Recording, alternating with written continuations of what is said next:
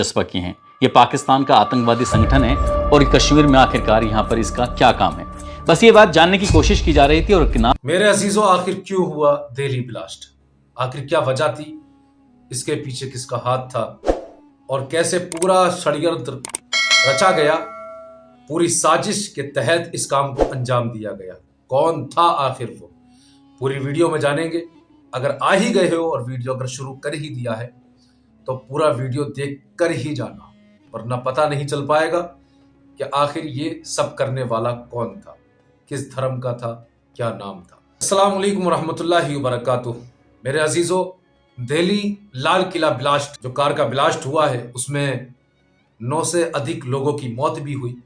बहुत अफसोसनाक खबर, बहुत ही दिल को दहला देने वाली ये खबर है। 24 से 25 लोग घायल हुए और नुकसान भी बहुत ज्यादा हुआ है। लेकिन अब इसका खुलासा क्या हुआ है, बिल्कुल आप बारीकी से समझना और इसको जानने की कोशिश करना। वीडियो पूरा देखना, इसको समझना, इसको जानना और फिर कमेंट बॉक्स में अपना मशवरा जरूर देना कि ये सब कुछ जो बताया गया है, असलियत में कहानी यही है या कहानी कुछ और भी हो सकती है या फिर है। अगर आप हमारे चैनल आरएन वॉइस में पहली मर्तबा है, चैनल को सब्सक्राइब जरूर करके रखें, क्योंकि हम आपके लिए इसी तरह की अपडेट, इसी तरह की खबरें, रियल खबरें, सच्ची खबरें, एकदम असली बात आप तक हम पहुंचाते हैं और इंशाल्लाह पहुंचाते रहेंगे। सब्सक्राइब करें, लाइक करें और वीडियो को ज्यादा शेयर करें। बिना किसी देरी के हम चलेंगे वीडियो की तरफ। चस्पा किए हुए थे। इसी बीच में जम्मू कश्मीर की पुलिस को वो पोस्टर दिखाई दे जाते हैं। पुलिस ने इस मामले को बहुत गंभीरता से लिया और ये जानने की कोशिश की कि आखिरकार दीवारों पर ये जैश मोहम्मद की जो पोस्टर हैं किसने चस्पा किए हैं। ये पाकिस्तान का आतंकवादी संगठन है और कश्मीर में आखिरकार यहाँ पर इसका क्या काम है? बस ये बात जानने की कोशिश की जा रही थी और नाम सामने आता है डॉक्टर आदिल अहमद। डॉक्टर आदिल अहमद का नाम आता है, उससे गिरफ्तार किया जाता है। उससे पूछा जाता है कि आखिरकार पोस्टर को चस्पा करने के पीछे का क्या कारण है? तुम क्या इस देश में आतंकी साजिश को अंजाम देने की कोशिश में जुटे हुए हो? पुलिस अपनी तरीके से काम कर रही थी और एक नाम सामने आता है हरियाणा के गुरुग्राम का। यानी कि गुरुग्राम में एक अल फलाह यूनिवर्सिटी है और अल फलाह यूनिवर्सिटी के अंदर एक सीनियर डॉक्टर है जिसका नाम डॉक्टर शकील मुजम्मिल होता है। पुलिस ने अभी तक जम्मू कश्मीर की पुलिस इसमें काम कर रही थी और जैसे ही हरियाणा के गुरुग्राम का नाम सामने आता है तब हरियाणा की पुलिस से भी संपर्क किया जाता है। अब जम्मू कश्मीर, हरियाणा की पुलिस और साथ ही इंटेलिजेंस ब्यूरो को भी इसमें शामिल कर लिया जाता है और तीनों ने मिलकर एक ज्वाइंट ऑपरेशन करना शुरू कर दिया ताकि ये पता चल सके कि आखिरकार पूरा मामला क्या है।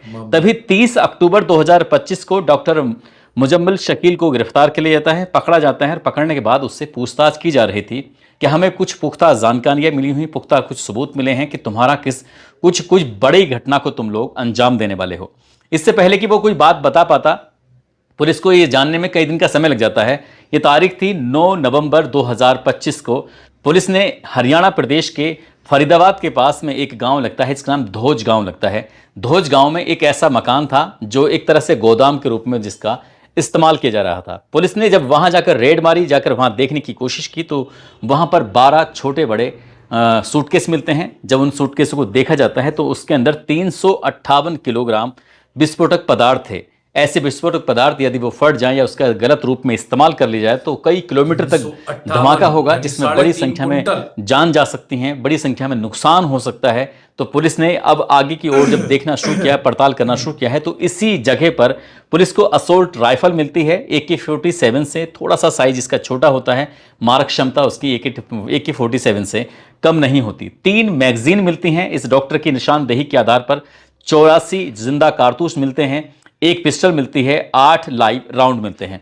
जैसे ये इतना सब कुछ मिल जाता है, मिलने के बाद अब चाहे IB हो, हरियाणा पुलिस हो, जम्मू कश्मीर पुलिस हो, वो एक तरह से अपने मन में खुशी मना रही थी। खुशी इसलिए मना रही थी, उन्हें लग रहा था कि हमने देश में होने वाली कोई बड़ी आतंकी घटना को टाल दिया है, खत्म कर दिया है, उसको नेस्ता नाबूद कर दिया है। बस ये सोचकर वो अभी इस बात की खुशी मना रहे थे, या कह सकते हैं कि पुलिस अपनी जांच पड़ताल को और आगे बढ़ा रही थी इससे पहले कि पुलिस, IB और या फिर और जांच एजेंसियां किसी जांच नतीजे पर पहुंचती। एक बहुत बड़ा धमाका हो जाता है। ऐसा धमाका हो जाता है कि उस धमाके की गूंज पूरे हिंदुस्तान ही नहीं बल्कि आसपास के मुल्कों तक भी सुनाई देती है। इसमें लगभग 12 या 13 लोग मारे जाते हैं, करीब करीब 29 लोग इसमें घायल हो जाते हैं। क्या है पूरी कहानी, इस कहानी के माध्यम से जानने की और समझने की कोशिश करते हैं। आदाब, नमस्कार, सत श्री अकाल। मैं उस्मान सैफी। राष्ट्रीय राजधानी दिल्ली लाल किला से लगभग 300 मीटर दूर लाल किला मेट्रो स्टेशन है। उसका गेट नंबर है 1 और ये तारीख है 10 नवंबर 2025 की शाम लगभग 6:52 के आसपास, जब वाहन धीरे धीरे, क्योंकि ये एक ऐसी जगह है जहां सामने लाल किला है तो दूसरी तरफ चांदनी चौक है। यहां पर भीड़ अक्सर रहती है, चाहे रात हो या फिर दिन हो। यहां लोग एक दूसरे से सट के चलते हैं, वाहन भी एक दूसरे से सट के ही चलते हैं, धीरे धीरे चलते हैं। और जब लाल बत्ती हो जाती है तब कुछ स्थिति और भी भयानक हो जाती है, क्योंकि ज्यादा वाहन हो जाते हैं, धीरे धीरे करके कदम आगे बढ़ते हैं। इसी बीच में एक जोरदार धमाका होता है और जैसे ही धमाका होता है तो एक आग का गुब्बारा जो होता है वो चारों तरफ फैल जाता है। इसकी गूंज लगभग 1 किलोमीटर के दायरे में सुनाई देती है। लोग ये सोचने पर मजबूर हो जाते हैं कि आखिरकार है तो है क्या। जो भी आसपास के लोग थे जो एक दूसरे से सटके चल रहे थे, जो वाहन थे वो जो सटके चल रहे थे, उस आग के गोले ने बड़ी संख्या में वाहनों को भी अपनी चपेट में ले लिया, बड़ी संख्या में लोगों को भी अपनी चपेट में ले लिया। बस इस जोरदार धमाके के बाद लोगों में भगदड़ मच जाती है। अपनी जान बचाने की तमाम कोशिशें कर रहे थे, लोगों में चीख पुकार मच जाती है, एक दूसरे की जान बचाने की कोशिश भी कर रहे थे।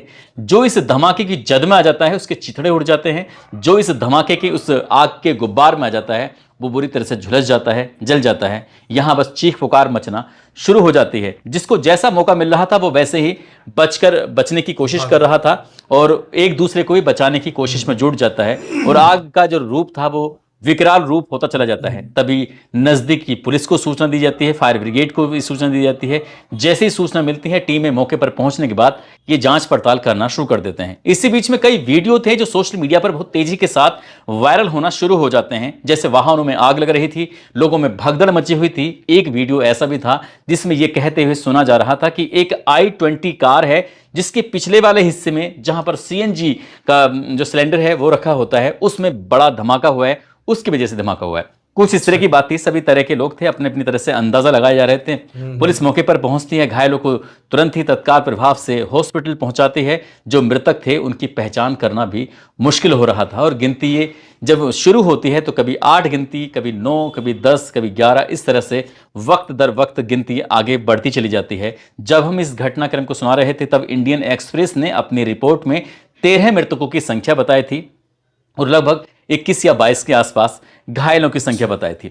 अब पुलिस हो या फिर जांच एजेंसियां हो, सभी मौके पर पहुंचने लगती हैं, जांच पड़ताल करने में जुट जाती हैं कि आखिरकार ये कोई आतंकवादी घटना है या सचमुच कोई सिलेंडर ही फटा है या सीएनजी का कुछ लीकेज हुआ था। क्या है पूरा मामला। जब पुलिस प्रशासन जांच टीमें से जांच पड़ताल में जुटी हुई थी तभी सीसीटीवी कैमरे खाने जाते हैं और सीसीटीवी कैमरे के माध्यम से ये पता चलता है कि i20 कार जिसका नंबर था HR26CE7674, इस गाड़ी की बारे में जब जानकारी जुटाने की कोशिश की जा रही थी तो ये जानकारी मिलती है सीसीटीवी कैमरों के माध्यम से। जैसे जैसे कैमरे बैक कर रहे थे, बहुत बड़ी संख्या में पुलिस वाले इस मामले की जांच पड़ताल में जुट जाते हैं। ये 10 नवंबर 2025 की सुबह लगभग 7:30 बजे के आसपास एशियन हॉस्पिटल फरीदाबाद में ये गाड़ी देखी जाती है। यहां से निकलने के बाद टोल रिकॉर्ड के अनुसार 8:30 बजे के आसपास बदरपुर टोल पर ये फरीदाबाद से दिल्ली की तरफ रुख करती है और यही गाड़ी जिसमें ब्लास्ट होता है, धमाका होता है, उस गाड़ी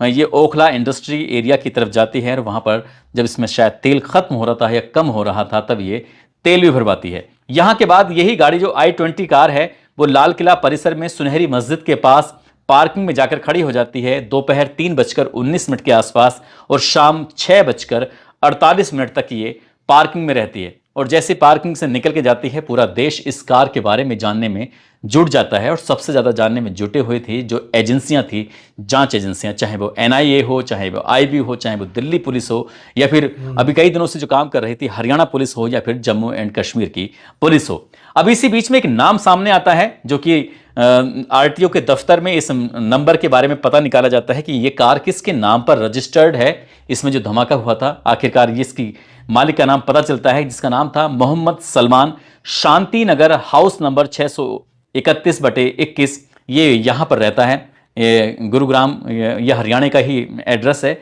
पुलिस जब इसे घर जाती है तो घर जाने के बाद पता चलता है कि ये मोहम्मद सलमान का घर नहीं है बल्कि ये घर तो दिनेश का है। अब दिनेश का दरवाजा खटखटाया जाता है, उसकी माँ भी निकल के आती है, दिनेश भी निकल के आता है। उससे पूछा जाता है कि मोहम्मद सलमान से हमें बातचीत करनी है, उसके बारे में कुछ जानकारी जुटानी है। घर वाले कहते हैं कि ये घर दिनेश का है, ना कि मोहम्मद सलमान का है। यहाँ मोहम्मद सलमान जो था साल 2016 में आता है, साल 2021 के बाद यहाँ से चला जाता है। जब लॉकडाउन लगा हुआ था, एक कमरे में रहता था, उसी में वो अपनी ज़िंदगी गुजर बसर कर रहा था।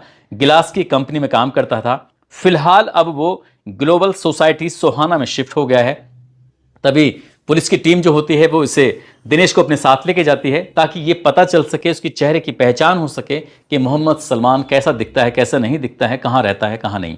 जब उसके उस एड्रेस पे पुलिस जाती है, दरवाज़ा खटखटाया जाता है तो उसकी बेटी निकलती है। बेटी पूछती है, जी क्या बात है, आपको किससे बात करनी है? तो उनसे कहा जाता है कि हमें मोहम्मद सलमान से बात करनी है। वो कहती है कि मोहम्मद सलमान तो अंदर घर में सोए हुए हैं, मैं अभी उठा कर लेके आती हूँ, वो मेरे अब्बू लगते हैं। इस तरह से वो लड़की अंदर जाती है, अपने अब्बू को बाहर लेके आती है। बाहर कुछ अधिकारी खड़े हुए थे, पुलिस वाले खड़े हुए थे, जांच एजेंसियों के ऑफिसर्स खड़े हुए थे।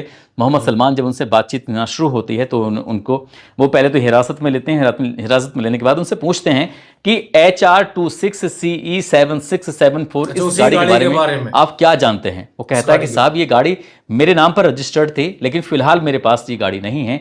अब से लगभग 1.5 साल पहले उसने इस गाड़ी को देविंदर नाम के एक व्यक्ति को बेच दिया था और देविंदर नाम के व्यक्ति के पास ही ये गाड़ी होगी, उसके बाद इसके पास कोई जानकारी नहीं है। पुलिस ने बस एक चैन से दूसरी चैन की कड़ियों को आपस में जोड़ना शुरू किया है और जैसे चैन दर चैन जोड़ने की कोशिश की जा रही थी तो पता चलता है कि 1 साल में इस कार को, जिसका नंबर HR26CE7674 7674 गाड़ी को 1 साल में 7 अलग अलग लोगों ने खरीदा था। 7 अलग अलग इसके मालिक बन जाते हैं और अंत में जो इसका मालिक होता है, जिसका नाम तारिक होता है, तारिक ने अंत में खरीदी थी, जो कि जम्मू कश्मीर के पुलवामा का रहने वाला होता है। बस पुलिस के कान यहीं से खड़े हो जाते हैं। अब पुलिस की दिमाग में बिल्कुल इस बात सटीक बिल्कुल फिट हो जाती है कि शायद ये गैस सिलेंडर तो फटा नहीं है, सीएनजी तो फटा नहीं है, जरूर कुछ ना कुछ इसमें झोल है। अब इस मामले की जांच पड़ताल करना शुरू किया गया तो सीसीटीवी फुटेज के माध्यम से अब जो ड्राइवर है उसके चेहरे को पहचानने की कोशिश की जा रही थी। हालांकि उसने काले रंग का एक मास्क लगाया हुआ था। चाहे दिल्ली हो या मुंबई हो, ऐसे बड़े बड़े शहर जो हैं उसमें कुछ इस तरह के महंगे महंगे सीसीटीवी कैमरे लगे हुए हैं। यदि उन सीसीटीवी कैमरे की रेंज को देखा जाए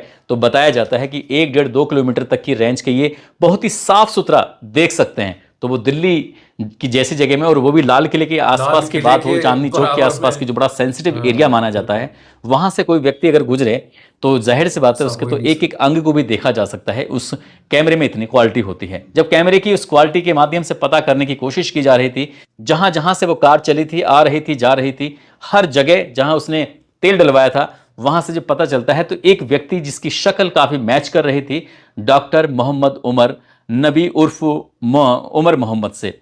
हालांकि उसने मास्क लगाया हुआ था।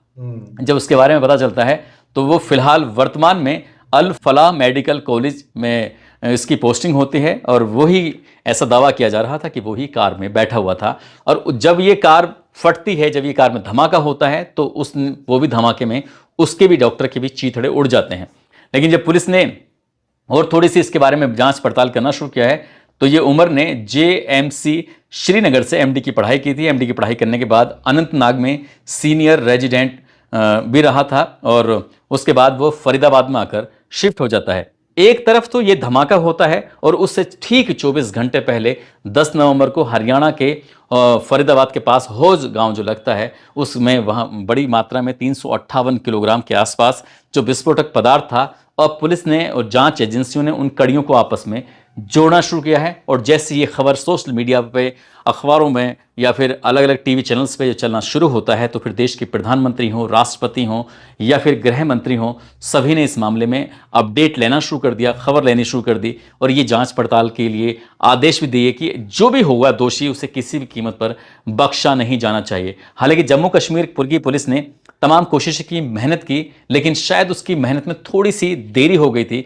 यदि और थोड़ा सा तेजी से जांच होती तो जैसे कि फरीदाबाद में 358 किलोग्राम ये विस्फोटक पदार्थ पकड़ा गया था, हो सकता है कि डॉक्टर उमर भी पकड़ा जाता और शायद ये धमाका वगैरह नहीं होता। हालांकि पुलिस अभी इस मामले की जांच पड़ताल में, जांच एजेंसी ये जो गृह मंत्रालय की तरफ से NIA को जांच सौंपी गई है और जो जम्मू कश्मीर की पुलिस है, इस डॉक्टर उमर की मां और भाइयों को भी हिरासत में लिया गया है।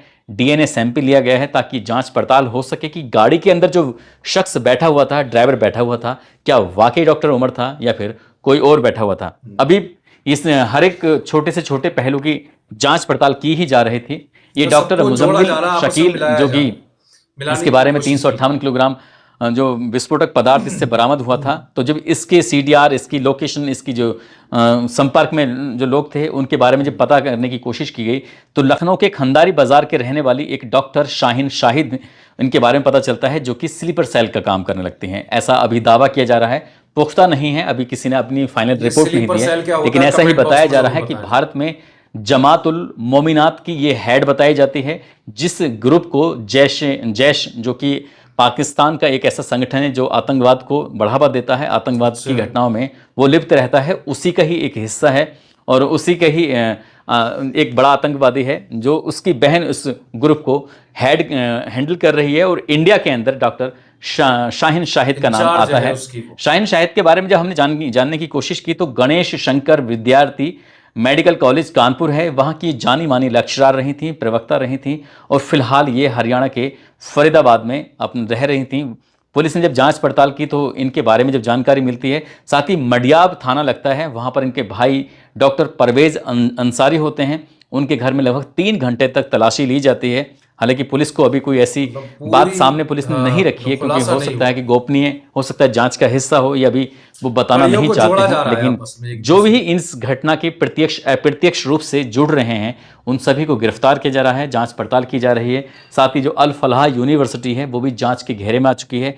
ऐसा दावा किया जा रहा है, बताया जा रहा है कि उसमें कई लगभग 7-8 लोगों को उसमें हिरासत में लिया है, जो डॉक्टर पकड़े गए हैं या डॉक्टर मारा गया है, उसके इर्द गिर्द उसके जो संपर्क में जितने भी लोग थे। और इस घटना ने पूरे देश को सोचने पर मजबूर कर दिया है कि आखिरकार ऐसा इस घटना को क्यों अंजाम दिया गया। जो मरने वाले हैं उसमें कई लोग तो ऐसे हैं जिनके शरीर के पूरी तरह से चीथड़े उड़ चुके हैं, जिनकी पहचान कर पाना बहुत मुश्किल है, और कई लोग घायल हो चुके हैं। वो लोग थे जो या तो चांदनी चौक में खरीदारी करने के लिए आए थे, या फिर घूमने के लिए आए थे, या लाल किला देखने के लिए आए थे। मेरा अजीजों, आपने पूरा वीडियो देख ही लिया होगा किस तरीके से कड़ी पे कड़ी जुड़ती गई, कड़ी पे कड़ी जुड़ती गई। मुसलमान के भी नाम आए, हिंदू के भी नाम आए, हिंदुओं के भी नाम आए हैं। लेकिन सरकार का कहना यही है कि चाहे कोई भी हो, उसको बख्शा नहीं जाएगा, किसी भी जाति धर्म से हो, नाम चाहे कोई भी हो, उसको बख्शा नहीं जाएगा और बख्शना भी नहीं चाहिए। बहुत ही घिनौना काम किया है, और ऐसे काम करने वालों का ना तो कोई ईमान होता है और ना कोई धर्म हुआ करता है। आपका क्या राय है, क्या मशवरा है, कमेंट बॉक्स में जरूर बताएं। किसी और टॉपिक पे हम रिएक्शन दें, वीडियो बनाएं, कमेंट करके आपको बताना है। तो मिलते हैं अगली वीडियो में, तब तक के लिए अस्सलाम वालेकुम रहमतुल्लाहि व बरकातहू।